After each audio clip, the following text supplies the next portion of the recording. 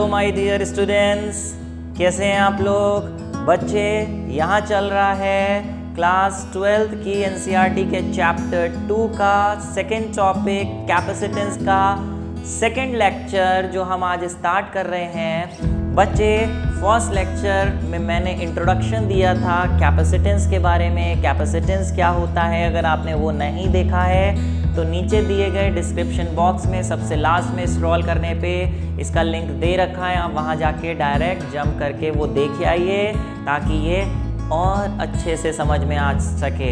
और वो देख चुके हैं तो चलिए हम लोग स्टार्ट करते हैं आज का लेक्चर, जिसमें मैं आपको बताऊंगा प्रिंसिपल ऑफ कैपेसिटर। प्यारे, मैं हूं Vaibhav Agrawal and welcome to your प्यारा सा चैनल फिजिक्स ब्रो। ओके, तो बेटा लास्ट लेक्चर में हमने क्या बताया था आपको कि कैपेसिटेंस क्या चीज़ होती है। कैपेसिटेंस का मतलब होता है कैपेसिटी टू स्टोर चार्ज।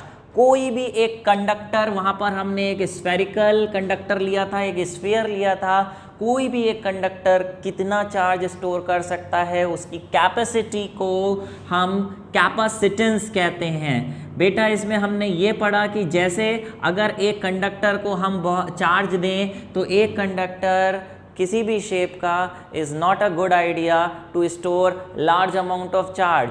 हम इस पर ज़्यादा चार्ज नहीं दे सकते, क्योंकि अगर हम ज़्यादा चार्ज देने की इस पर कोशिश करते हैं तो या तो वो चार्ज न्यूट्रलाइज हो जाता है या फिर यहाँ से लीक अवे हो जाता है बाय द फिनोमिना जिसे हम क्या कहते हैं, कोरोना डिस्चार्ज।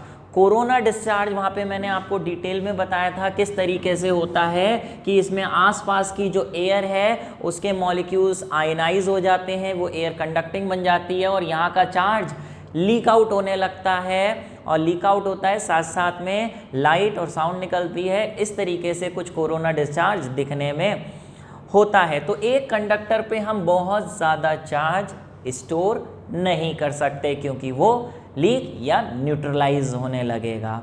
और तो और अगर एक सिंगल कंडक्टर पे आप बहुत सारा चार्ज स्टोर करने की सोचें भी तो उसका साइज़ हमें बहुत बड़ा लेना पड़ेगा, which is practically impossible to construct. तो बोले क्या करें भैया, क्या करें। सिंगल कंडक्टर चाहे वो किसी भी शेप का हो, यहाँ तो मैंने स्फीयर के शेप से समझाया था, लेकिन चाहे वो किसी भी शेप का हो, हम उस पर बहुत ज़्यादा चार्ज एक्युमुलेट नहीं कर सकते।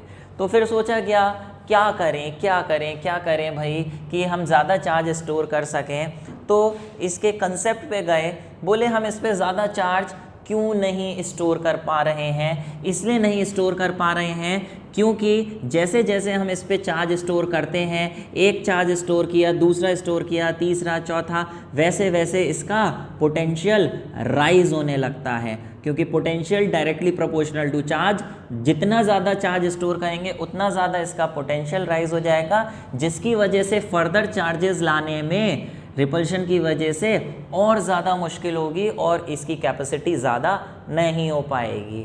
तो बोले कुछ अगर हम ऐसा कर सकें कि चार्ज तो हम इस पे दें, लेकिन इसका पोटेंशियल बढ़ने की बजाय अगर किसी तरीके से कम हो जाए, पोटेंशियल कम हो जाए। पोटेंशियल की डेफिनेशन क्या थी? Potential is defined as amount of work done per unit charge. Potential कम होने का मतलब कि कम वर्क से ही चार्ज इस पे स्टोर हो सके, तो आसानी से इस पे चार्ज आ जाएगा, ज़्यादा से ज़्यादा चार्ज इस पे आ सकेगा। सोचिए पोटेंशियल कम होगा तो ज़्यादा चार्ज आ सकेगा। तो बोले कि कुछ ऐसा रास्ता निकालो कि इसका पोटेंशियल भी कम हो जाए, जिसकी वजह से हम और ज़्यादा चार्ज इस पे डाल पाएँ, चार्ज भी ज़्यादा डाल पाएँ और पोटेंशियल भी कम हो जाए। ठीक है, सांप भी मर जाए लाठी भी ना टूटे। तो बोले सोचिए सोचिए सोचिए क्या करें। तो बोले उन्होंने क्या बना दिया, कैपेसिटर बना दिया। कैपेसिटर में कुछ ऐसा होता है कि दो प्लेट्स होती हैं, एक प्लेट पे चार्ज दिया जाता है, दूसरी प्लेट का काम होता है पहली वाली प्लेट जिसको आपने चार्ज दिया था, पहला वाला कंडक्टर जिसको आपने चार्ज दिया था, दूसरी वाली प्लेट उसका पोटेंशियल को गिराती है, जिसकी वजह से पहली वाली प्लेट पे हम और ज़्यादा चार्ज एक्युमुलेट कर पाते हैं। इसमें दूसरी वाली जो कंडक्टर होती है या प्लेट होती है उसको साथ साथ में अर्थिंग कर देते हैं। अर्थिंग करने से पहले वाले का पोटेंशियल और कम हो जाता है, जिसकी वजह से हम अब उस पर और आसानी से और ज़्यादा चार्ज डाल पाते हैं, इतना चार्ज डाल पाते हैं कि उस पर एक reasonably large amount of charge accumulate हो सके और हम कह सकें कि भैया ये देखो ये बन गया कैपेसिटर। लेकिन ये कैसे होता है, इसकी डिटेलिंग क्या है, चलिए मैं एक्सप्लेन करता हूँ। तो मैंने बताया सिंगल कंडक्टर से काम नहीं बनेगा, 2 कंडक्टर्स लेने पड़ेंगे, तब ही पहले वाला कंडक्टर जिस पे आप चार्ज देंगे उसका पोटेंशियल कम हो पाएगा। और जो 2 कंडक्टर्स ले रहे हैं वो किसी भी शेप के ले सकते हैं, कौन कौन सी शेप के ले सकते हैं वो अभी हम डिस्कस करेंगे। अभी मैं मान रहा हूँ कि एक कंडक्टर, जिस कंडक्टर पे हमने चार्ज स्टोर करना है वो कौन सी शेप का ले लिया, वो हम ले रहे हैं एक प्लेट, एक इस तरीके से प्लेट ले ली जो ऐसी होगी, 3 डायमेंशनल फिगर इस तरीके से मैं बनाऊं तो एक प्लेट इस तरीके से होगी, ऐसे रखी हुई है, सामने से देख रहे हैं तो ये ऐसे दिखाई दे रही है, ये प्लेट ऐसे रखी है, ठीक है। अभी मानिए इसको मैं एक एक करके यहाँ स्टेप बाय स्टेप बनाता हूँ। जैसे प्यारे मान लें कि हमने इस तरीके से एक प्लेट ली, इस प्लेट पे हमने चार्ज देना शुरू किया, किससे, एक तार से ये चार्ज यहाँ पे देना शुरू किया, लेट से प्लस का चार्ज यहाँ पे एक्यूमुलेट होना शुरू हुआ, ठीक है, ये लीजिए प्लस का चार्ज एक्यूमुलेट होने लगा। लेकिन प्यारे प्लस का चार्ज जब इस पे एक्यूमुलेट होगा तो एक लिमिट ऐसी आएगी कि ये प्लेट और ज़्यादा चार्ज नहीं ले पाएगी, क्योंकि जब हम इसको चार्ज देंगे तो वो कोरोना डिस्चार्ज की वजह से यहाँ से लीक आउट हो जाएगा या एक्सेप्ट ही नहीं करेगा, जिसकी वजह से एक लिमिटेड अमाउंट ऑफ चार्ज इस पे आ पाएगा। बोले अरे अब क्या करें, इसकी तो कैपेसिटी अभी बहुत ज़्यादा नहीं हुई, हम तो और ज़्यादा इस पर चार्ज स्टोर करना चाहते हैं। तो और ज़्यादा चार्ज स्टोर करने के लिए बोले क्या करें, इसके पास इस पे जो हमने चार्ज दिया था बहुत ज़्यादा चार्ज नहीं आया, क्योंकि चार्ज देने पर इसका पोटेंशियल बढ़ गया। हर कंडक्टर की एक लिमिट होती है कि उसका पोटेंशियल उतने तक ही राइज हो सकता है, एक लिमिट होती है कि अगर इतना पोटेंशियल राइज हो गया तो इसके बाद ये और ज़्यादा चार्ज नहीं लेगा। लेट्स से हाइपोथेटिकली मान लें कि इस प्लेट की लिमिट है कि इसका पोटेंशियल ज़्यादा से ज़्यादा 10 वोल्ट का बढ़ सकता है। 10 वोल्ट से और ज़्यादा पोटेंशियल हुआ तो इतनी इलेक्ट्रिक फील्ड वहाँ बनेगी कि वो आसपास की एयर को आयनाइज कर देगी और जो भी इस पे चार्ज दे रहे थे वो हल्के हल्के एयर में लीक आउट होने लगेगा। फिर से बोल रहा हूँ, वो लिमिट क्यों होती है, पोटेंशियल की इसलिए होती है क्योंकि अगर इससे ज़्यादा पोटेंशियल हुआ उस प्लेट का तो इलेक्ट्रिक फील्ड एक लिमिट से ज़्यादा बनेगी, पोटेंशियल ज़्यादा होगा तो इलेक्ट्रिक फील्ड भी ज़्यादा बनेगी, और एक लिमिट से ज़्यादा इलेक्ट्रिक फील्ड बनी तो वो आसपास की एयर को आयनाइज कर देगी, कंडक्टिंग बना देगी और इसका चार्ज लीक आउट होने लगेगा और ये और ज़्यादा चार्ज एक्सेप्ट नहीं कर पाएगी। इस वजह से एक लिमिट होती है। जैसे एक चाय का कप है प्यारे, चाय के कप में कितनी चाय की वॉल्यूम आ सकती है उसकी एक लिमिट होती है। अगर उससे ज़्यादा आप चाय डालते जाएंगे तो जब उसका कप पूरा भर जाएगा तो वो ओवरफ्लो होने लगेगी, उससे ज़्यादा चाय नहीं आ पाएगी। ऐसे ही यहाँ पे है, चाय का स्पेशली मैंने एक एग्जाम्पल लिया है क्योंकि इससे रिलेटेड आगे भी मैं कुछ समझाने वाला हूँ आगे के टॉपिक्स में, तो ध्यान रखना चाय का एग्जाम्पल। फिलहाल बात आई कि ये बहुत ज़्यादा चार्ज अब एक्सेप्ट नहीं कर पा रही है, इसका पोटेंशियल राइज हो चुका है मैक्सिमम 10 वोल्ट्स तक थोड़ा सा चार्ज डालने पर। बोले अरे अब क्या करें, पोटेंशियल तो अगर हम इसका चार्ज इस पर और डालेंगे तो इसका पोटेंशियल राइज हो जाएगा और राइज होने पे ये लीक आउट हो जाएगा और ज़्यादा चार्ज आएगा ही नहीं, जितना चार्ज डालेंगे वो लीक आउट हो जाएगा। तो बोले कुछ ऐसा काम करें कि इसका जो पोटेंशियल 10 वोल्ट बढ़ चुका है वो पोटेंशियल कुछ 10 से कम हो जाए। 10 से कम हो जाए तो क्या होगा, हम इस पर और चार्ज डाल पाएंगे। कैसे, पहले देखो इसका पोटेंशियल कैसे कम कर पाएँ। पोटेंशियल कम करने के लिए बोले इसके पास एक प्लेट लगा दो। प्लेट लगाने से क्या होगा, जो हमने इसको चार्ज दिया था इस तरीके से, वो बेटा ये चार्ज, ये पूरी प्लेट जब पॉजिटिवली चार्ज हो गई थी इस तरीके से, पॉजिटिवली चार्ज थी दोनों तरफ से, इंडक्शन की वजह से पड़ोस में रखी हुई, बीच में एयर इंसुलेटिंग मटेरियल, पड़ोस में रखी हुई प्लेट पे इंडक्शन की वजह से चार्जेस डेवलप होंगे। इस वाले फेस पे नेगेटिव चार्ज, ठीक है, और इस वाले फेस पे पॉजिटिव चार्ज। तो आप देखिए अगर कोई एक चार्ज है यहाँ पे, ठीक है, ध्यान से समझना, बहुत अंदर की बात बता रहा हूँ, बहुत प्यार से।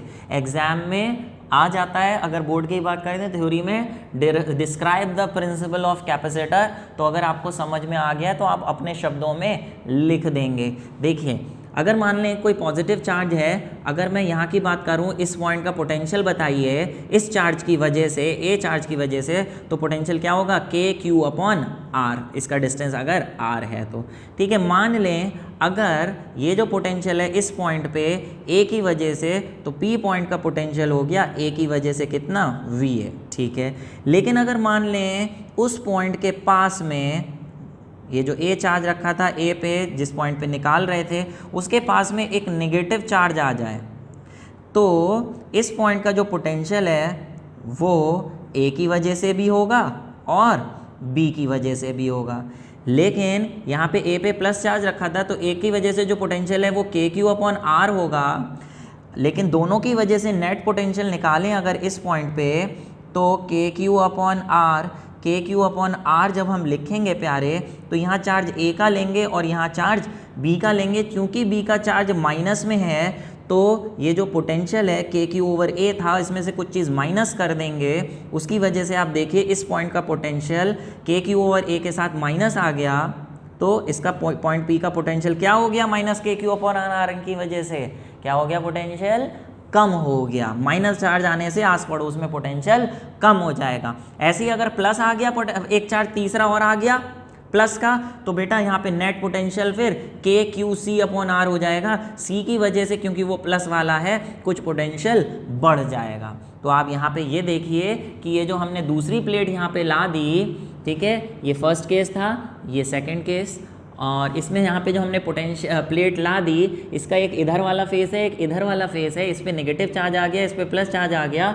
तो इस प्लेट का जो पोटेंशियल है वो इसका अपनी वजह से भी होगा, इस नेगेटिव चार्ज की वजह से भी होगा और इस पॉजिटिव चार्ज की वजह से भी होगा। नेगेटिव चार्ज की होने की वजह से, आने की वजह से इसका पोटेंशियल कम हो जाएगा और पॉजिटिव के आने की वजह से पोटेंशियल बढ़ जाएगा।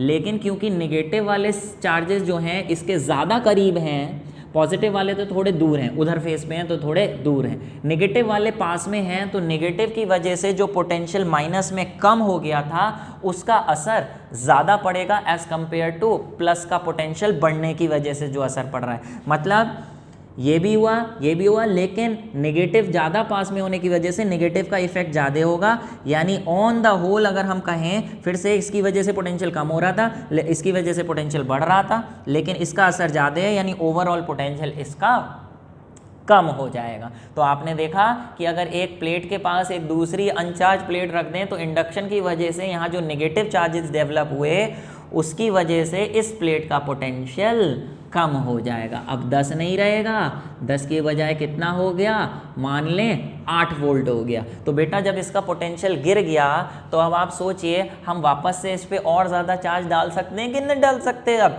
क्यों डाल सकते हैं और ज़्यादा चार्ज, क्योंकि इसका पोटेंशियल की कैपेसिटी क्या है बढ़ने की, इसलिए 10 वोल्ट तक बढ़ सकता है। लेकिन अभी तो कितना हो गया है, ये 8 वोल्ट रह गया है सिर्फ, तो हम वापस से इसको 10 वोल्ट कर सकते हैं। कैसे, बाई सप्लाइंग मोर चार्ज। तो देखो हम इस पर और चार्ज डाल सकते हैं, यहाँ से और चार्ज जब हम इस पर डालेंगे, तो कब तक डाल सकते हैं इस पर और चार्ज, जब तक इसका पोटेंशियल वापस से बढ़ के 10 वोल्ट ना हो जाए। तो वापस से हमने चार्ज बढ़ाया तो इसका पोटेंशियल 10 वोल्ट हो गया, फिर उसके बाद ये फिर से एक्सेप्ट नहीं करेगा क्योंकि 10 वोल्ट इसका अब पहुंच चुका है। लेकिन ऐसे प्रोसेस में हमने थोड़ा चार्ज तो बढ़ा दिया ना, कैपेसिटी तो बढ़ गई ना इसकी, लेकिन अभी भी उतनी कैपेसिटी नहीं बढ़ी है जितनी हम इसकी बढ़ा सकते हैं। अभी अगर हम इसमें एक छोटा सा काम और कर दें तो इसकी कैपेसिटी और काफ़ी टाइम्स बढ़ जानी है।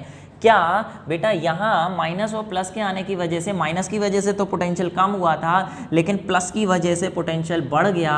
तो हमारा यहाँ पे एक दुश्मन है जो इसको पोटेंशियल कम करने की बजाय बढ़ा रहा है। कौन है दुश्मन, ये है, जी हाँ, ये पॉजिटिव चार्ज यहाँ पे प्रेजेंट है। अगर किसी तरीके से ये हट जाए पॉजिटिव चार्ज यहाँ से, तो ये वाली प्लस जो हो रहा था ये टर्म यहाँ से हट जाएगी और सिर्फ माइनस ही होगी, जिसकी वजह से इसका पोटेंशियल और गिर जाएगा। तो हम क्या कर सकते हैं, थर्ड स्टेप में अगर हम ये वाली जो प्लेट थी, इस प्लेट पे हमने चार्ज दिया था, ठीक है, चार्ज था, ए वाली प्लेट इसका नाम दे दे रहे हैं, बी वाली जो प्लेट पड़ोस में रखी थी उसमें एक तरफ नेगेटिव चार्ज आया था इंडक्शन की वजह से, इधर इधर नेगेटिव आया था और इधर इधर पॉजिटिव आया था।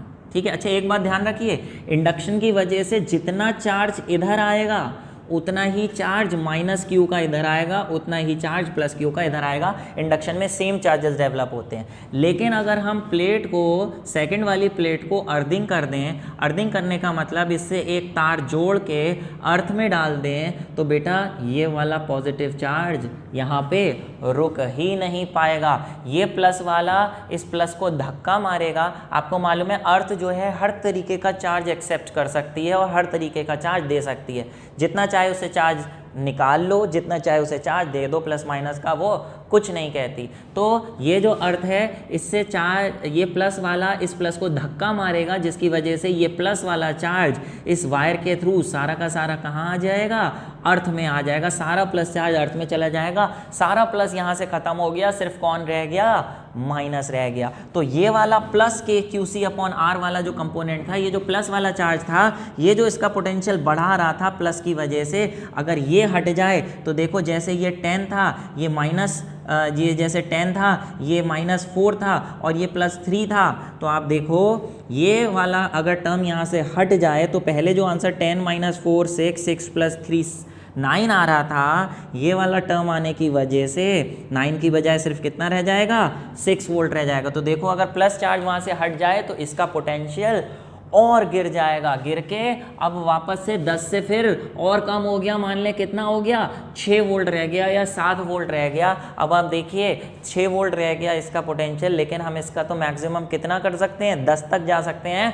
10 तक जाने के लिए अब हम इस पर और क्या कर सकते हैं, जी हाँ, और चार्ज हम इस पे डाल सकते हैं। इतना और चार्ज तब तक डाल सकते हैं जब तक इसका पोटेंशियल वापस से 6 की बजाय 10 वोल्ट ना हो जाए। लेकिन इस पूरे प्रोसेस में आप देखिए कि हम इस पे बहुत ज़्यादा चार्ज एक्यूमुलेट कर पाए। नाउ ये पूरा जो कॉम्बिनेशन बना है दो प्लेट्स का, दो कंडक्टर्स का, जिसमें एक कंडक्टर को हमने चार्ज दिया है, दूसरे कंडक्टर को अर्थ कर रखा है। जिस पूरे सिस्टम में पहली वाली प्लेट पे एक रीजनेबल अमाउंट ऑफ चार्ज, ज़्यादा चार्ज हम एक्यूमुलेट कर पा रहे हैं, ये पूरा एक सेटअप जो बन के आया, इसी को हम नाम देते हैं क्या, कैपेसिटर। तो capacitor is a device which can store reasonably a large amount of charge on it. तो आपने देखा था जो सिंगल कंडक्टर बहुत ज़्यादा चार्ज स्टोर नहीं कर पा रहा था, लीक हो जा रहा था, लेकिन दो कंडक्टर्स मिलके एक कंडक्टर को चार्ज दें, दूसरे कंडक्टर को अर्थ करें, तो ये असेंबली काफ़ी ज़्यादा चार्ज स्टोर कर पाएगी। और यही प्रिंसिपल है कैपेसिटर का। एक बात इसमें ये, कुछ बच्चे बोले कि अरे सर ये क्या बोल रहे हो, आपने बोल दिया कि यहाँ का जो पॉजिटिव चार्ज है वो इस तार के थ्रू अर्थ में चला जाएगा इसकी रिपल्जन की वजह से, लेकिन सर क्या ये बोलते समय आप भूल गए कि पॉजिटिव चार्ज की तो मूवमेंट ही नहीं होती। जी हाँ, अरे भैया पॉजिटिव चार्ज तो मूव ही नहीं करता, मूव करते हैं तो सिर्फ इलेक्ट्रॉन्स, सिर्फ नेगेटिव चार्ज मूव करता है, पॉजिटिव चार्ज कभी नहीं मूव करता। मैंने बोल तो दिया था पॉजिटिव चार्ज, लेकिन वो सिर्फ आपको समझाने के लिए कि समझ में आ जाए कि भैया पॉजिटिव यहाँ से हट गया और पॉजिटिव के हटने की वजह से पोटेंशियल भी कम हो गया। लेकिन असलियत ये है कि यहाँ जो पॉजिटिव था वो हटेगा तो, लेकिन पॉजिटिव के नीचे जाने की वजह से नहीं, बल्कि अर्थ में बहुत सारा पहले से ही नेगेटिव चार्ज प्रेजेंट है। वो नेगेटिव चार्ज इस वायर से ऊपर आ जाएगा और ऊपर आने पर नेगेटिव चार्ज जब ऊपर आएगा तो इस पॉजिटिव को वो नेगेटिव कैंसिल करेगा, जिसकी न्यूट्रलाइज करेगा, जिसकी वजह से यहाँ का पॉजिटिव चार्ज खत्म हो जाएगा और सिर्फ नेगेटिव चार्ज बचेगा। तो बात समझे, पॉजिटिव चार्ज मूव नहीं करेगा, नेगेटिव चार्ज आके इसे न्यूट्रलाइज करेगा। तो प्यारे ये है प्रिंसिपल ऑफ कैपेसिटर। इसमें ये जो दो कंडक्टर्स को हम बोलते हैं क्या, प्लेट्स, इन्हें बोलते हैं हम प्लेट्स या फिर कोटिंग्स। क्या, प्लेट्स या फिर कोटिंग्स। और ये जो प्लेट या कोटिंग्स होती हैं ये हम अलग अलग शेप्स की बना सकते हैं, डिपेंडिंग ऑन विच कैपेसिटर भी डिफरेंट टाइप्स के होते हैं। जैसे अगर ये जो कोटिंग्स हैं ये हमने ऐसी पैरेलल प्लेट्स की फॉर्म में ली हैं तो इसे हम कहते हैं पैरेलल प्लेट कैपेसिटर। ऐसे ही अगर ये दो कोटिंग्स हम स्फेरिकल शेप की भी ले सकते हैं, वो दिखने में कैसी होगी वो आगे डिस्कस करेंगे। तो एक हो गया स्फेरिकल प्लेट कैपेसिटर और तीसरा होता है पहला हो गया पैरेलल प्लेट कैपेसिटर, दूसरा स्फेरिकल कैपेसिटर, और तीसरी ये जो दोनों प्लेट्स हैं ये सिलिंड्रिकल फॉर्म में हैं अगर, तो इसे हम कहते हैं सिलिंड्रिकल कैपेसिटर। उसकी शेप, उसकी पोजीशन क्या होंगी दोनों कोटिंग्स की, वो हम आगे बात करेंगे। फिलहाल आपने ये समझा कि कैपेसिटर 3 तरीके के होते हैं, parallel plate, spherical and cylindrical. बात आई कि सर क्या इसका कोई सिंबल भी होता है, जैसे रजिस्टर का सिंबल होता है, एमीटर का, इलेक्ट्रॉनिक्स में सब चीज़ों का, डिवाइसेस का सिंबल है, तो जी हाँ कैपेसिटर का भी सिंबल है। क्या सिंबल है? सिंपली आपने क्या करना है, ये इस तरीके से 2 लाइनें बनानी हैं और इस तरीके से 2 लाइनें ऐसे बनानी हैं, ये 2 कनेक्टिंग वायर्स हैं और ये 2 प्लेट्स हैं, तो कैपेसिटर का सिंबल ये होता है। लेकिन ये कौन से कैपेसिटर का सिंबल है? जिसका कैपेसिटेंस कांस्टेंट है, इसका कैपेसिटेंस कांस्टेंट होता है, तो कांस्टेंट कैपेसिटेंस लिख रहा हूँ। और एक ऐसा कैपेसिटर भी होता है बेटा जिसका कैपेसिटेंस हम चेंज कर सकते हैं अपनी मन मर्जी से, तो उसका सिंबल होता है ये। ऐसे तो बनाइए ही, साथ में एक लाइन ऐसे बना दीजिए, तो ये वेरिएबल कैपेसिटर का सिंबल हो गया। इसका सिंबल ये भी होता है और ये भी होता है। इसका कैपेसिटेंस हम कैसे चेंज कर सकते हैं, डिटेलिंग आगे करेंगे। शॉर्ट में बता दे रहा हूँ कि इसमें कुछ ऐसा सिस्टम लगा होता है जिसमें हम प्लेट्स के बीच का डिस्टेंस को चेंज कर सकते हैं, जिससे इसका कैपेसिटेंस भी चेंज होता है। जैसे बेटा आपने रजिस्टर पढ़ा था ना, रजिस्टर भी 2 तरीके के होते हैं, एक ऐसा जिसका रेजिस्टेंस कांस्टेंट रहे और एक जिसका चेंज कर सकें। कांस्टेंट रजिस्टर का सिंबल इस तरीके से होता है और वेरिएबल रजिस्टर का सिंबल इस तरीके से होता है। तो जैसे इसके सिंबल, ऐसे ही कैपेसिटर के भी कांस्टेंट और वेरिएबल के ये सिंबल्स हो गए। ठीक है प्यारे, समझ पा रहे हैं? चलिए अगले टॉपिक की तरफ। ओके प्यारे, तो अभी आपने देखा कि कैपेसिटर्स 3 तरह के होते हैं। वो तीनों तरीके के कैपेसिटर्स के जो कैपेसिटेंस है वो कौन कौन से फैक्टर्स पे डिपेंड करेगा और उसके कैपेसिटेंस का क्या एक्सप्रेशन होगा वो हम निकालने जा रहे हैं। इन जनरल कैपेसिटेंस कौन से फैक्टर्स पे डिपेंड करता है वो तो हमने फर्स्ट लेक्चर में पढ़ा, लेकिन अभी स्पेशली अगर पहला हम कैपेसिटर ले रहे हैं parallel plate capacitor, parallel plate capacitor के कैपेसिटेंस का क्या एक्सप्रेशन होगा वो डिराइव करने जा रहे हैं और उसकी हेल्प से उसके फैक्टर्स डिसाइड करेंगे कि कौन कौन से फैक्टर्स पे कैपेसिटेंस डिपेंड करेगा।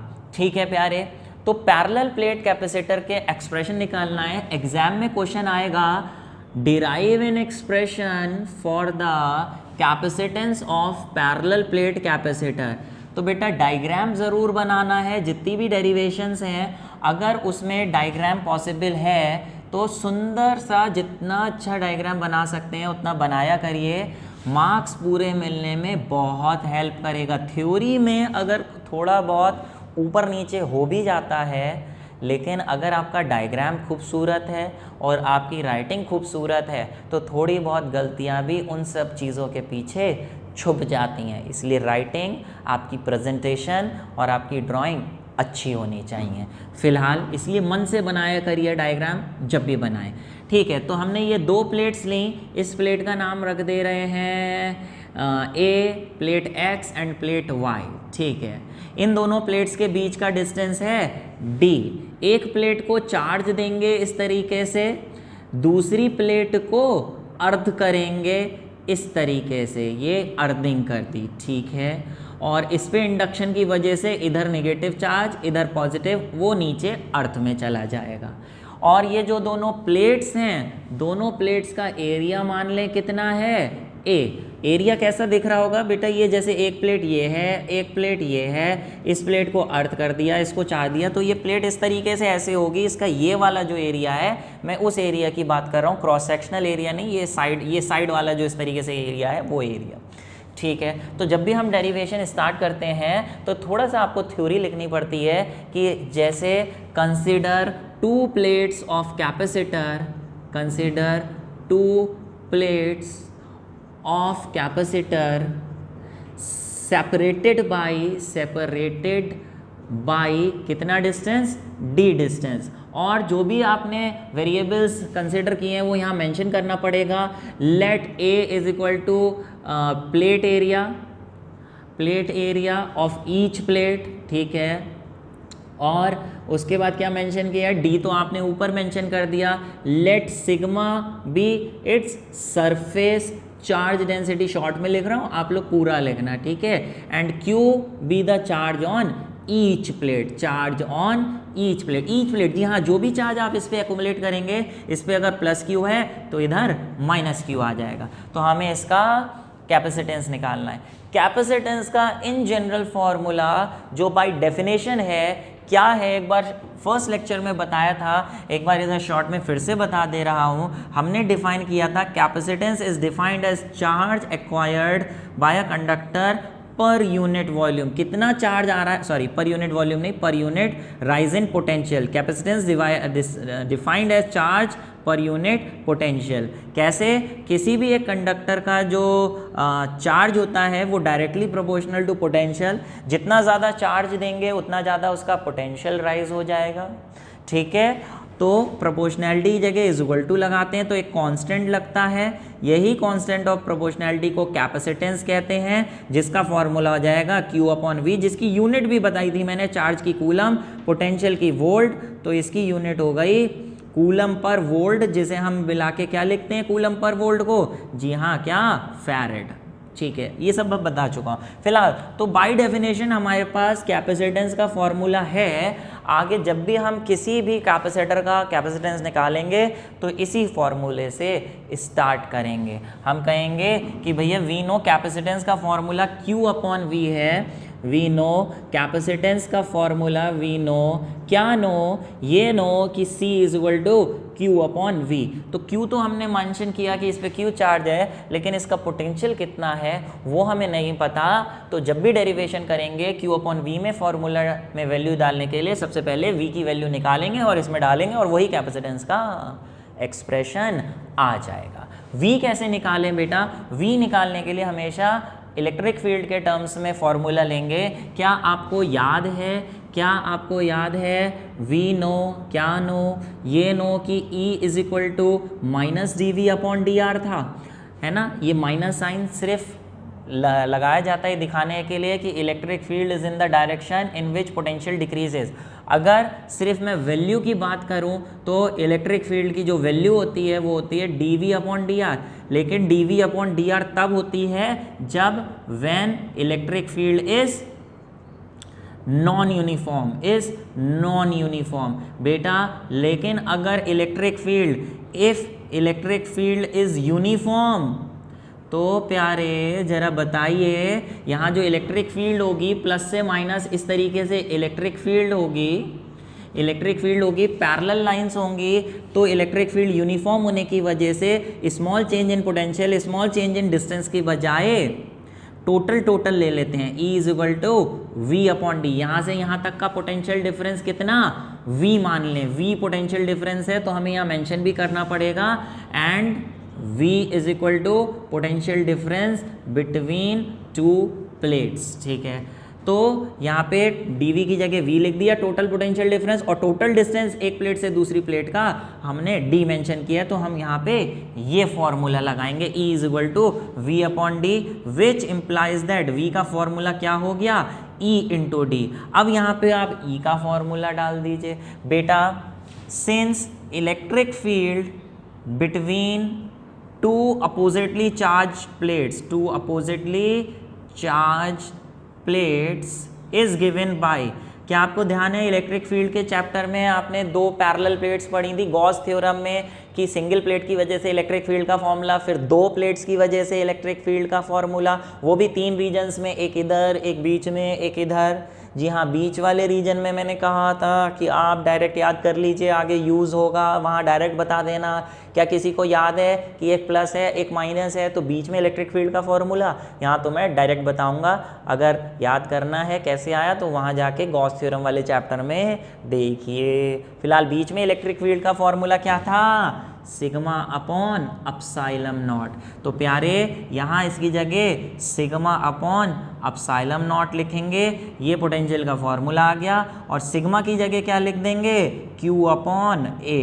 तो ये लीजिए पोटेंशियल डिफरेंस का फॉर्मूला आपने डिराइव कर लिया, इसको फर्स्ट इक्वेशन में आप डाल देंगे और वैसे ही कैपेसिटेंस का फॉर्मूला आ जाएगा 2 in 1। तो C is equal to Q upon Q D upon A epsilon naught, Q से Q कट गया, कैपेसिटेंस का फॉर्मूला हो गया एप्सिलॉन नॉट ए अपॉन, ये ऊपर गया, D नीचे रह गया, epsilon naught A upon D। This is the expression for capacitance of a parallel plate capacitor जो आपको डिराइव करना है। ठीक है प्यारे, एक अंदर की बात मैं बता दूं आपको बच्चे, मैंने बोला कि प्लस और माइनस के प्लेट्स के बीच जो इलेक्ट्रिक फील्ड होगी वो यूनिफॉर्म होगी। जी हाँ, यूनिफॉर्म तो होगी, लेकिन तब ही यूनिफॉर्म होती है अगर ये प्लेट्स बहुत लार्ज हैं और दोनों प्लेट्स के बीच का डिस्टेंस बहुत कम है, तो इलेक्ट्रिक फील्ड हर जगह पैरेलल और यूनिफॉर्म होती है।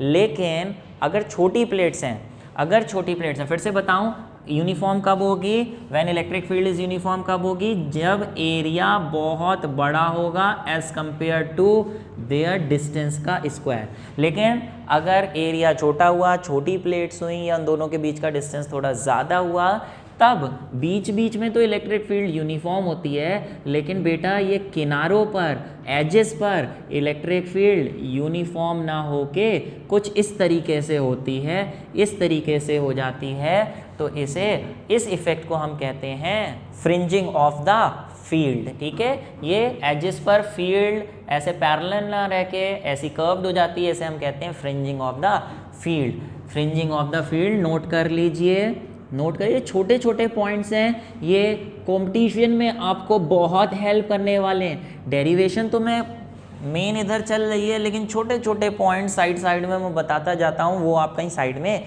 नोट करते रहा करिए। फ्रिंजिंग ऑफ द फील्ड, फिलहाल ये आपका फॉर्मूला आ गया, ये पूरा सामने है, पॉज करके इसे एक बार खुद समझिए, खुद लिखिए, और नहीं आए तो फिर देख के फिर नोट करिए। ठीक है प्यारे, तो प्यारे अगली बात आई कि capacitance of parallel plate capacitor कौन कौन से फैक्टर्स पे डिपेंड करता है। तो बेटा फॉर्मूला आ गया है ना सामने, ये लिखा है ना, पहले तो फॉर्मूले को याद कर लो। कैसे याद करो? चलो मेरे साथ मंत्रोच्चारण करो, 5 बार 10 बार बोलो कि अभी के अभी बैठे के बैठे यहीं के यहीं फैसला हो जाए और आपको याद हो जाए। C is equal to epsilon naught A upon D, C is equal to epsilon naught A upon D, C is equal to epsilon naught A upon D, C is equal to epsilon naught A upon D, C is equal to epsilon naught A upon D, epsilon naught A upon D, epsilon naught A upon D, epsilon naught A upon D, C is equal to epsilon naught A upon D. ठीक है, formula याद हो गया, C is equal to epsilon naught A upon D. साफ साफ इससे पता चल रहा है कि कैपेसिटेंस 3 फैक्टर्स पे डिपेंड कर रहा है। पहला फैक्टर मैं लिख रहा हूँ, capacitance is directly proportional to area. जितना ज़्यादा एरिया होगा प्लेट्स का, ऑब्वियसली उतनी बड़ी प्लेट्स होने की वजह से उतना ज़्यादा चार्ज उस पर एक्युमुलेट हो पाएगा, डायरेक्टली प्रोपोर्शनल। दूसरा, इट इज़ इन्वर्सली प्रोपोर्शनल। किसके इन्वर्सली प्रोपोर्शनल है? डिस्टेंस के। इन दोनों के बीच का डिस्टेंस जितना ज़्यादा होगा कैपेसिटेंस उतना ही कम हो जाएगा। ठीक है प्यारे, ध्यान रखिए। फिर तीसरा आप देख रहे हैं, capacitance depends on medium, depends on permittivity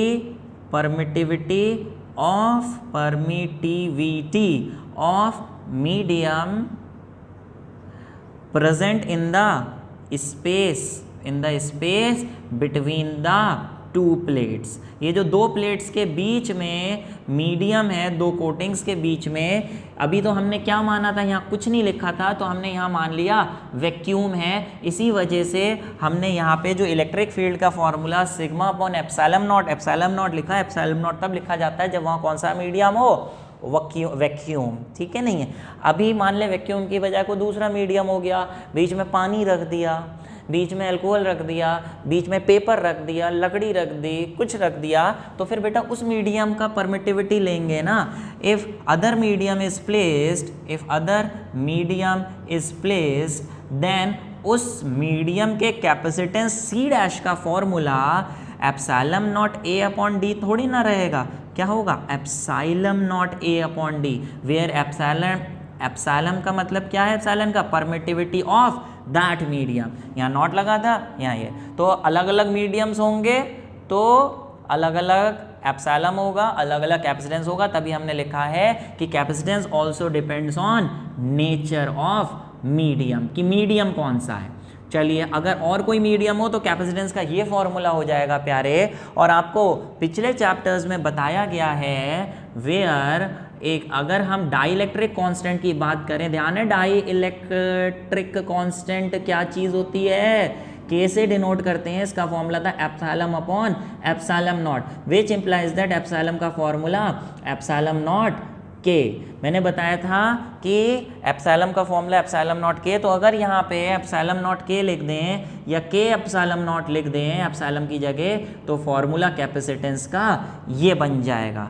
तो ध्यान रखिए, अगर कहीं पर भी एप्सिलॉन नॉट है तब जब वो वैक्यूम में है तो एप्सिलॉन नॉट, उसकी जगह कोई भी दूसरा मीडियम रखते हैं तो जहाँ पर भी एप्सिलॉन नॉट है, सॉरी कोई दूसरा मीडियम रखते हैं तो भी एप्सिलॉन है, उसकी जगह हम लिख सकते हैं के टाइम्स एप्सिलॉन नॉट। नीचे होता तो उसमें के लगा देते, ऊपर है तो ऊपर लगा दिया। कैसे वो समझाया, तो आप देखिए इसमें एप्सिलॉन नॉट ए की जगह तो हम सी लिख सकते हैं, इसकी जगह अगर सी लिख दें तो C dash is equal to K times C हो जाएगा। इसका मतलब अगर प्लेट्स के बीच में कोई दूसरा मीडियम लगा दें which fully fills the space between the two plates, then the capacitance becomes K times, capacitance becomes K times. For the same reason प्यारे क्या किया जाता है, आपने कभी कैपेसिटर्स देखे हैं? कैपेसिटर्स देखने में कैसे होते हैं, जैसे आपने देखा है कूलर वूलर होता है, पंखे होते हैं, पंखों में कूलर में उसके जो मोटर होती है उसके आसपास आपने देखा है कोई एक सिल्वर कलर का, इस तरीके का सिल्वर कलर का कैपेसिटेंस आपको लटकता हुआ ऊपर से दिखाई देता है, ड्रम सा दिखाई देता है, सिलेंडर, बेटा वही कैपेसिटेंस होता है, क्योंकि वो कैसी शेप है, सिलेंड्रिकल। तो वो कौन सा कैपेसिटर है, सिलेंड्रिकल कैपेसिटर है, उसमें भी दो कोटिंग्स होती हैं। हम चाहते हैं उसका कैपेसिटेंस बढ़ जाए, कैपेसिटेंस के टाइम्स हो जाए, तो दो प्लेट्स के बीच एक ऐसा मीडियम रखना जरूरी होता है जिसका के ज्यादा हो। जैसे माइका वगैरह ले सकते हैं, पेपर भर दिया जाता है जनरली कैपेसिटर की प्लेट्स के बीच, कागज यानी लकड़ी वगैरह, क्योंकि उसका के काफ़ी ज़्यादा होता है। तो अगर आप किसी कैपेसिटर को काट के तोड़ के देखें बेकार कैपेसिटर को, तो आप देखेंगे उसके अंदर से प्लेट्स के बीच गत्ता निकलेगा, गत्ता कागज़ का। क्यों? क्योंकि उसका के की वैल्यू डाइलेक्ट्रिक कांस्टेंट ज़्यादा होने की वजह से सी की वैल्यू, कैपेसिटेंस की वैल्यू बढ़ जाती है। अच्छा ध्यान रखना, कैपेसिटेंस बढ़ जाता है, लेकिन हमने फर्स्ट चैप्टर जब इलेक्ट्रोस्टैटिक फोर्स या फील्ड पढ़ रहे थे तो फोर्स का फॉर्मूला 1/4 पाई एप्सिलॉन नॉट था, दो चार्जेस के बीच की फोर्स का फॉर्मूला। तो अगर उन दोनों चार्जेस के बीच कोई दूसरा मीडियम रख दें तो एप्सिलॉन नॉट के साथ के आ जाएगा। तो ध्यान करिए वहाँ पे नीचे के आएगा, नीचे के आया तो फोर्स जो है नई वाली वो 1/k टाइम्स हो जाएगी। यानी दो चार्जेस पहले वैक्यूम में रखे हैं और उसकी जगह कोई दूसरा मीडियम बीच में रख दें तो फोर्स उन दोनों के बीच की कम हो जानी है। फोर्स तो कम हो जाती है, लेकिन कैपेसिटर की बात करें तो कैपेसिटेंस बढ़ जाना है। तो बेटा ये था capacitance of parallel plate capacitor. Okay प्यारे, तो अभी आपने पढ़ा expression of capacitance of a parallel plate capacitor. अगले कौन से दो तरीके के कैपेसिटर हैं? जी हाँ, स्फेरिकल कैपेसिटर और सिलेंड्रिकल कैपेसिटर। बच्चे ये बता दूं कि 12th क्लास के सिलेबस की अगर बात करें तो 12th क्लास में तो इन दोनों के एक्सप्रेशंस के डेरिवेशन, इवन इन दोनों के एक्सप्रेशंस भी सिलेबस में नहीं है, इन दोनों की कोई डिटेलिंग सिलेबस में नहीं है 12th क्लास में। बट फॉर हायर लेवल आपके कॉम्पिटिटिव एग्ज़ाम्स के लिए ये दोनों टॉपिक बहुत इंपॉर्टेंट हैं, इसके एक्सप्रेशंस उसके सिलेबस में हैं, तो इसलिए मैं पढ़ा रहा हूँ, ध्यान से समझिए। बहुत ही आसान है, कुछ ज़्यादा लेवल का है नहीं, इसलिए नोट तो कर ही लीजिए। जब बोर्ड की तैयारी करिएगा तब मत करिएगा, लेकिन अभी कंपटीशन का लिए आना है, नॉर्मल है, आपका कंसेप्ट क्लियर होगा, इसलिए अभी ज़रूर समझिए। फिलहाल देखिए प्यारे, ये पैरेलल प्लेट कैपेसिटर में दो कोटिंग्स थी, वो दोनों पैरेलल थी, उसे पैरेलल कह दिया था, प्लेन थी, प्लेन कह दिया था। लेकिन स्फेरिकल कैपेसिटर में भी दो कोटिंग्स होती हैं, वो दो कोटिंग्स स्फेयर की फॉर्म में होती हैं। एक अंदर स्फेयर होता है, एक उसके बाहर स्फेयर होता है, दोनों कंसेंट्रिक होते हैं, दोनों का एक ही सेंटर होता है। इसमें ये इस तरीके से मैंने बना रखा है, एक ये स्फेयर और एक ये बाहर स्फेयर, दोनों हॉलो होते हैं। एक स्फीयर को, एक कोटिंग को चार्ज दिया जाता है, जबकि दूसरी कोटिंग को अर्थिंग कर दी जाती है। यहाँ अभी इसका एक्चुअल कंस्ट्रक्शन कैसे होता है वो नहीं समझा रहे हैं कि सर कहाँ से चार्ज देते हैं क्या वगैरह, सिर्फ एक मॉडल टाइप मैंने बना दिया। एक कंडक्टर को, स्फीयर को चार्ज देते हैं, दूसरे को अर्थिंग कर देते हैं। अंदर वाले का रेडियस a माना है, बाहर वाले का रेडियस b माना है। अभी डॉटेड लाइन को छोड़ दें, मान लें ये कुछ नहीं है। अभी बात समझिए, अगर इसको हम नेगेटिव चार्ज देंगे प्यारे, तो इंडक्शन की वजह से बाहर वाले स्फीयर पे कैसा चार्ज आ जाएगा? जी हाँ, कैसा चार्ज आ जाएगा? पॉजिटिव। ये अंदर की तरफ इस तरीके से पॉजिटिव चार्ज आएगा, बाहर की तरफ नेगेटिव। नेगेटिव तो अर्थ में चला जाएगा। मैं सिर्फ इधर की तरफ ऐसे बना दे रहा हूँ कि इस तरीके से इस पे यहाँ पे ऐसे पॉजिटिव चार्ज आ जाएगा। ठीक है, इंडक्शन की वजह से जो आउटर सरफेस पे नेगेटिव चार्ज आएगा वो तो बाहर अर्थ में चला जाएगा। फिलहाल अभी आप समझिए, हमें इस कैपेसिटर का कैपेसिटेंस निकालना है। तो बेटा फिर से बता दूं आपको, कैपेसिटेंस का वही फॉर्मूला है। क्या फॉर्मूला है कैपेसिटेंस का? C = Q/V। तो हमें चार्ज तो मान लें अंदर वाली पे हमने -Q का दिया, वैल्यू की बात करें तो Q की वैल्यू तो डायरेक्ट Q लिख देंगे, लेकिन पोटेंशियल कितना होगा वो हमने निकालना होगा। पोटेंशियल कैसे निकालें इन दोनों प्लेट्स के बीच? बेटा ये जो बीच में खोखली जगह है, ये तो चार्ज कंडक्टर है, तो अंदर तो इलेक्ट्रिक फील्ड 0 होगी, लेकिन इन दोनों के बीच में इलेक्ट्रिक फील्ड 0 नहीं होगी। इलेक्ट्रिक फील्ड की डायरेक्शन प्लस से माइनस होती है। तो आप समझिए इस तरीके से, बाहर वाला प्लस है, अंदर वाला माइनस है, तो प्लस से माइनस रेडियली इनवर्ड्स हम इलेक्ट्रिक फील्ड इस तरीके से ऐसे बना दे रहे हैं। ये बाहर से अंदर की तरफ ऐसे, बाहर से अंदर की तरफ इलेक्ट्रिक फील्ड हमने ऐसे बना दी। बात समझ पा रहे हैं? ठीक है, ये इलेक्ट्रिक फील्ड हमने बाहर से, थोड़ा सा हौच-पौच लग रही है डायग्राम में, लेकिन समझते जाइए कैसे बना रहे हैं। ये इलेक्ट्रिक फील्ड, अगर हमें पोटेंशियल निकालना है तो मैंने बताया पोटेंशियल निकालेंगे इलेक्ट्रिक फील्ड की टर्म्स में। देखिए E के फॉर्मूले मैंने बताया आपको, या तो होता है dV/dr, और इलेक्ट्रिक फील्ड अगर कांस्टेंट हो, इलेक्ट्रिक फील्ड यूनिफॉर्म हो हर जगह, तो हो जाता है V/d। बताइए क्या यहाँ इलेक्ट्रिक फील्ड यहाँ हर जगह यूनिफॉर्म है? नहीं, यूनिफॉर्म तो पैरेलल लाइंस होती हैं, जो पैरेलल प्लेट कैपेसिटर के बीच पैरेलल इलेक्ट्रिक फील्ड लाइंस होती हैं, पैरेलल इलेक्ट्रिक फील्ड लाइंस नहीं है, तो ये यूनिफॉर्म तो नहीं है। तो इलेक्ट्रिक फील्ड का फॉर्मूला यहाँ पे E = dV/dr लगेगा, तो dV का फॉर्मूला हो जाएगा E/dr। ठीक है प्यारे, या तो E/dr लिख दीजिए, या फिर पूरा डॉट के टर्म्स में लिखना है जो मैंने E.dr बताया था, तो फिर आपको पूरा फॉर्मूला लिखना होगा जिसमें माइनस भी आता है, -E⃗.dr, जिसमें ऊपर वेक्टर का साइन भी लगाना होगा। चलिए इसी फॉर्मूले से बताते हैं, इससे भी अभी बता दूंगा मैं। -dV/dr, ये -E.dr, तो ये dV का फॉर्मूला है। बेटा हमें यहाँ से यहाँ तक का छोटा सा डिस्टेंस ले लिया, इस तरीके से, यहाँ से यहाँ का अंदर का रेडियस था A, बाहर का रेडियस B, अंदर से बाहर तक छोटा सा डिस्टेंस इस तरीके से dr ले लिया। dr का डायरेक्शन बाहर की तरफ है, इलेक्ट्रिक फील्ड अंदर की तरफ है, तो बेटा E.dr ये आपका हो जाएगा क्या? E/dr cos थीटा, है ना। और थीटा कितना होगा? dr बाहर की तरफ, इलेक्ट्रिक फील्ड अंदर की तरफ, दोनों में 180 डिग्री एंगल हो गया, अपोजिट डायरेक्शन होने की वजह से dr बाहर, इलेक्ट्रिक फील्ड अंदर, और cos 180 होता है -1, और -1 माइनस कितना हो जाएगा? प्लस, तो क्या बचेगा? E/dr, dV बचेगा आपका E/dr। तो देखो मैंने यहाँ पे वही लिखा था E/dr। तो वेक्टर की टर्म्स में कर रहे हो, एंगल की टर्म्स में, तो डॉट लगाना पड़ेगा, वेक्टर लगाना पड़ेगा, और फिर प्रॉपर जो फॉर्मूला है माइनस वो लिखना पड़ेगा, नहीं तो डायरेक्ट यहीं से भी आप कर सकते थे। फिलहाल चलिए ये इस तरीके से ये फॉर्मूला आ गया, dV = E/dr। बेटा ये तो यहाँ से यहाँ तक के छोटे से डिस्टेंस के छोटा सा पोटेंशियल डिफरेंस आया है, आपको तो एक प्लेट से दूसरी प्लेट का टोटल पोटेंशियल डिफरेंस चाहिए। जैसे पिछली बार हमने 2 प्लेट्स ली थी, तो इन दोनों के बीच का टोटल पोटेंशियल डिफरेंस V था, ऐसे एक प्लेट से दूसरी प्लेट के बीच का पोटेंशियल डिफरेंस V आपको चाहिए। V कैसे निकालें? बेटा V निकालने के लिए वही करेंगे, अगर dV का ये फॉर्मूला है तो V का क्या फॉर्मूला होगा? V निकालने के लिए आपको इंटीग्रेट करना होगा, इंटीग्रेट करेंगे छोटे से dV को, और dV का फॉर्मूला डाल दें, क्या? E/dr। लेकिन बेटा E कैसे निकले? E निकालने के लिए इस प्लेट से इस प्लेट के बीच में इलेक्ट्रिक फील्ड निकालने के लिए हम गॉस थ्योरम यूज़ करेंगे।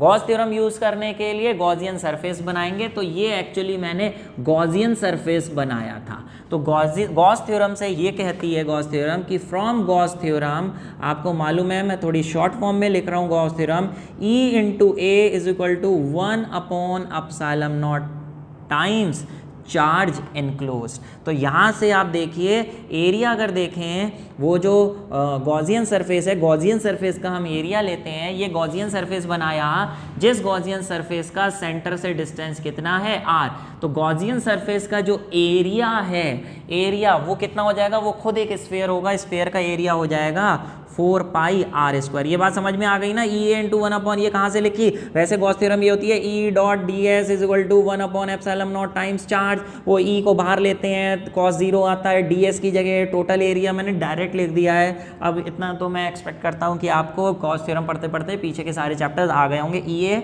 Is equal to this. तो यहाँ से आप देखिए ई का फॉर्मूला आपके पास आ गया, 4 पाई आर स्क्वायर नीचे ले जाते हैं, 4 पाई आर स्क्वायर नीचे ले गए, एप्सिलॉन नॉट वैसे ही, क्यू वैसे ही। तो ये इलेक्ट्रिक फील्ड आ गई। इस इलेक्ट्रिक फील्ड को ऊपर हम यूज़ करेंगे यहाँ पर। लेकिन बेटा ई डी आर लिखा है तो लिमिट्स भी तो लगाओगे, लिमिट्स डी आर की लगेंगी। डी आर एक छोटा सा डिस्टेंस है, छोटा सा डिस्टेंस है यहाँ से यहाँ के बीच का। तो ये यहाँ से शुरू होता है, यहाँ तक जाता है। तो बेटा यहाँ से जब शुरू होगा तो यहाँ इसका रेडियस है a, और यहाँ तक जाएगा तो इसका रेडियस होगा b। अंदर वाले का रेडियस a, बाहर वाले का रेडियस b, a और b। तो लिमिट्स लगेंगी डी आर की कि ये कहाँ से कहाँ हो सकता है, a से b तक। और इलेक्ट्रिक फील्ड का यहाँ फॉर्मूला डाल दे रहे हैं क्या, 1 upon 4 pi epsilon naught Q upon R square. जो जो चीज़ कांस्टेंट है बाहर लिख दीजिए, बाहर लिख दी। 1 अपॉन 4 पाई एप्सिलॉन नॉट भी कांस्टेंट है और चार्ज भी कांस्टेंट है। अंदर बचा r की पावर -2, ऊपर जाके -2 हो जाएगा, लिमिट a से b। ये 1 अपॉन 4 पाई एप्सिलॉन नॉट और Q वैसा ही रहेगा, और r टू द पावर -2 का इंटीग्रेशन क्या हो जाना है, आपने पढ़ा है मैथ्स में कि जो भी पावर होती है उसमें +1 हो जाता है। r टू द पावर -2 +1 करेंगे और वही चीज़ नीचे लिख जाती है। तो ये इसका इंटीग्रेशन हो गया जिसमें लिमिट्स वही रहेंगी a टू b। यहाँ पे मैं डायरेक्ट इसी में कर दे रहा हूँ, -2 + 1 कितना हो जाएगा, -1, और यही चीज़ नीचे हो जाएगी। -1 हम बाहर ले लेंगे तो ये हो गया -1 upon 4 pi epsilon naught Q, और r टू द पावर -1 का मतलब हो गया 1 अपॉन r। और लिमिट्स a से b जब अप्लाई करेंगे तो पहले बेटा r की जगह क्या लिखना है, r की जगह पहले अपर लिमिट b, फिर माइनस का साइन लगा के r की जगह लोअर लिमिट। बेटा ये माइनस बाहर है, इसे अगर हम अंदर ले जाएं तो ये बन जाएगा 1 upon 4 pi epsilon naught Q, 1 upon a minus 1 upon b। यहाँ एलसीएम शेल्सियम ले लीजिए, एलसीएम आ जाएगा क्या इसका, ab, और ऊपर क्या हो जाएगा, b माइनस a।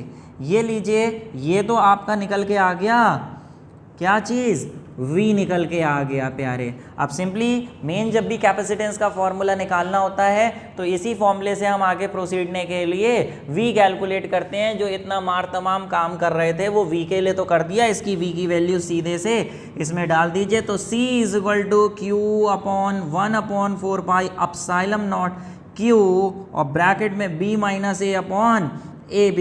ये Q से Q कट गया, 4 पाई एप्सिलॉन नॉट बाहर आ गया, ये 4 पाई एप्सिलॉन नॉट नीचे जो है वो ऊपर आ जाना है। ये बन जाएगा C is equal to 4 pi epsilon naught, और ए बी ऊपर चला जाएगा, ए बी और नीचे ब्रैकेट में B माइनस A। ये इस तरीके से आप देखिए कैपेसिटेंस का एक्सप्रेशन डिराइव हो गया। तो बेटा ये इसको आप समझ लीजिए, एक बार पूरा ऐसे ही पॉज करके देख लीजिए, समझ लीजिए, फिर उसके बाद अपने आप नोट करिए, अपने आप करिए, नहीं तो देख के नोट करिए, और फिर उसके आगे हम बढ़ेंगे अगली डेरिवेशन पे। किसकी, ये था capacitance of a spherical capacitor, अगली डेरिवेशन है capacitance of cylindrical capacitor. Okay प्यारे, तो अपनी अगली डेरिवेशन पे आ जाइए, कैपेसिटेंस ऑफ अ कौन सा कैपेसिटर, सिलिंड्रिकल कैपेसिटर। एक बार फिर से बता दूं, स्फेरिकल और सिलेंड्रिकल कैपेसिटर बोर्ड के सिलेबस में नहीं है बट कॉम्पिटिशन्स में इंक्लूडेड हैं। फिलहाल प्यारे सिलेंड्रिकल कैपेसिटर हमने लिया, ऑब्वियसली कोई भी कैपेसिटर हो उसमें दो कोटिंग्स होंगी, एक को चार्ज देंगे एक कंडक्टर को और दूसरे कंडक्टर को अर्थ करेंगे। तो यहाँ पर भी इस तरीके से दो सिलेंड्रिकल फॉर्म में कंडक्टर लिए हैं, एक अंदर है हॉलो और एक बाहर है। अंदर वाले को चार्ज दिया गया, -q चार्ज दिया गया, तो बाहर वाले पे इंडक्शन की वजह से अंदर की तरफ +q और बाहर की तरफ -q आ जाएगा। लेकिन अंदर की तरफ जो +q आएगा वो तो वहीं रुका रहेगा, लेकिन बाहर के सरफेस पे जो -q चार्ज आएगा वो अर्थिंग की वजह से बाहर चला जाएगा। ठीक है, अंदर वाले सिलेंडर का रेडियस है a और बाहर वाले का b। We have considered these long two cylinders, जिसकी वजह से इनकी लीनियर चार्ज डेंसिटी कंसिडर करी गई है। इसकी लीनियर चार्ज डेंसिटी मान लें कितनी है, लैम्डा।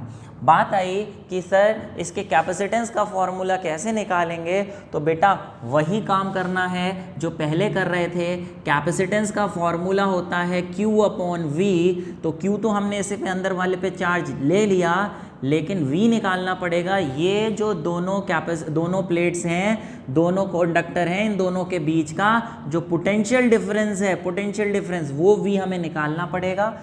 पोटेंशियल डिफरेंस निकालने के लिए इलेक्ट्रिक फील्ड को कंसीडर करेंगे। बताइए ज़रा इलेक्ट्रिक फील्ड का डायरेक्शन क्या होता है, प्लस से माइनस। तो इलेक्ट्रिक फील्ड प्लस से माइनस इस तरीके से, प्लस बाहर है माइनस अंदर है, प्लस से माइनस की तरफ होगी। ऊपर की तरफ से देखूं तो बाहर वाले सिलेंडर पे प्लस प्लस चार्ज होगा और अंदर वाले सिलेंडर पे माइनस माइनस चार्ज होगा। तो इलेक्ट्रिक फील्ड इस तरीके से प्लस से माइनस इस तरीके से ऐसे प्लस से माइनस होगी। ठीक है, मैं सिर्फ एक ही तरफ बना रहा हूँ, यहाँ बना दी, ऐसी इधर भी होगी।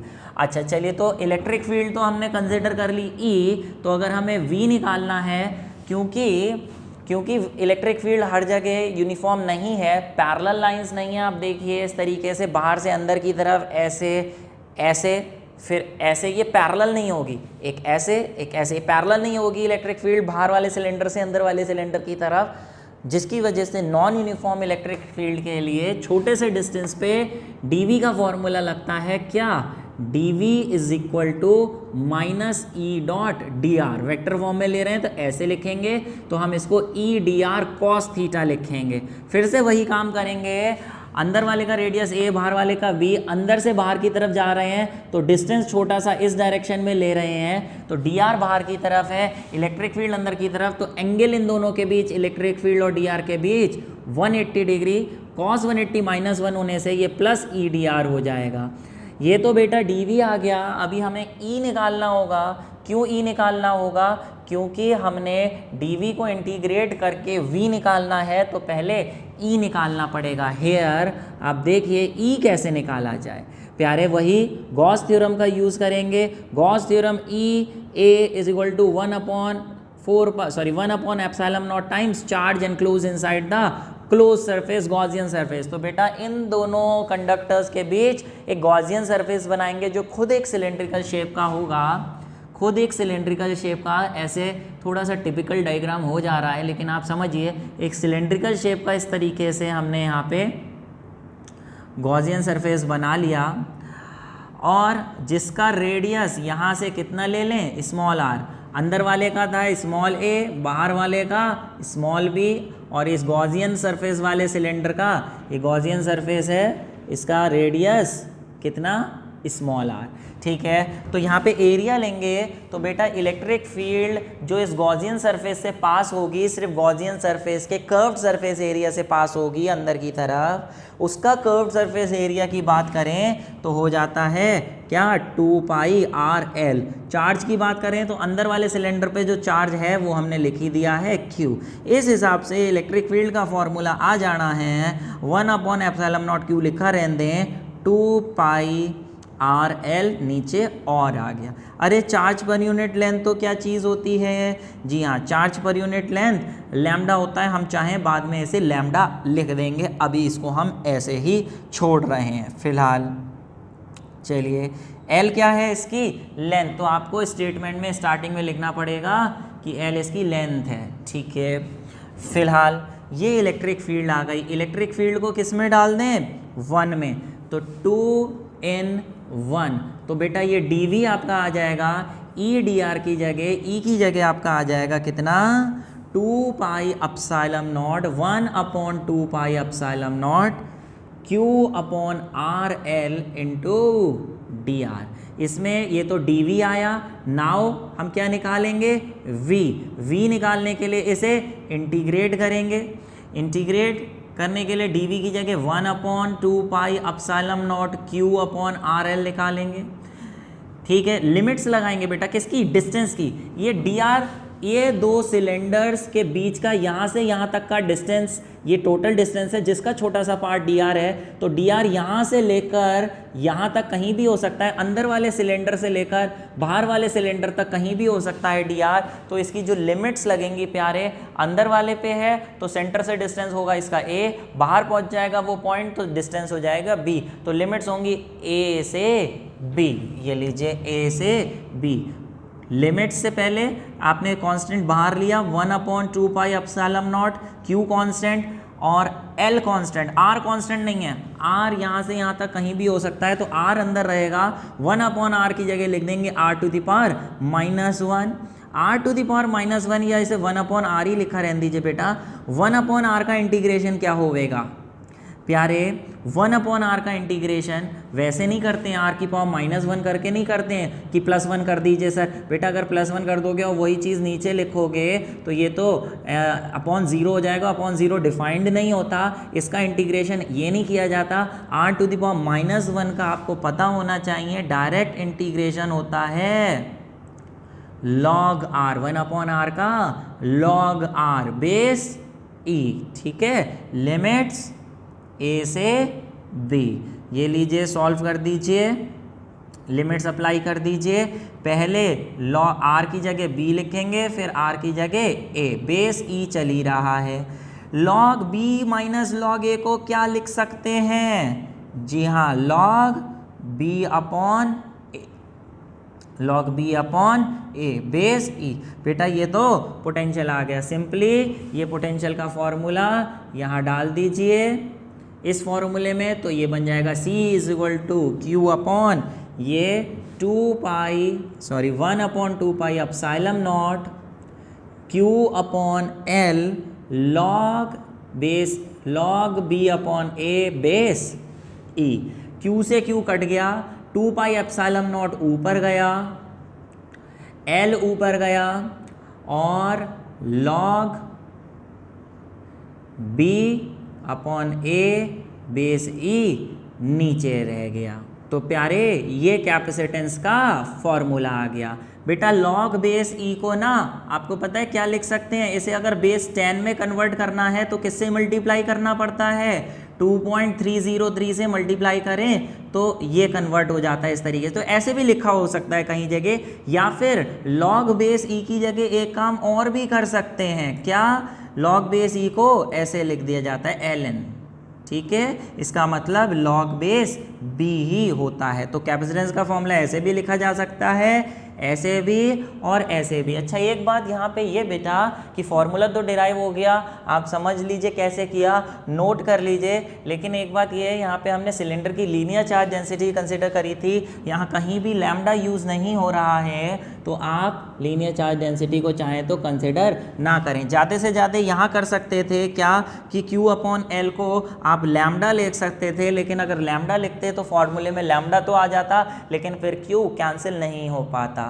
तो एक वो भी फॉर्म हो सकती थी लैम्डा के टर्म्स में, लेकिन बेहतर ये है कि ये वाली टर्म की डेरिवेशन इस तरीके से आप कर लें। ठीक है प्यारे, तो देख लीजिए, पॉज करके नोट कर लीजिए, समझ लीजिए। फिलहाल बेटा आज के लिए इतना है, ये हमने डेरिवेशन करी, इसके आगे का जो पार्ट है वो हम अगले लेक्चर में करेंगे। बहुत इंपॉर्टेंट चैप्टर चल रहा है, आगे और ज़्यादा इंटरेस्टिंग होने वाला है, मज़े आने वाले हैं इसकी डेरिवेशन में, और इसके न्यूमेरिकल्स भी बहुत बढ़िया हैं, उसमें भी बहुत मज़े आएंगे। फिलहाल बच्चे हमेशा की तरह मेहनत करते रहिए, खुश रहिए, हेल्दी रहिए। कोरोना वायरस चल रहा है, लॉकडाउन चल रहा है, बाहर मत निकलिए, घर में रहिए, खाइए पीजिए, पढ़ाई करिए, मेहनत करिए, and all the best for you.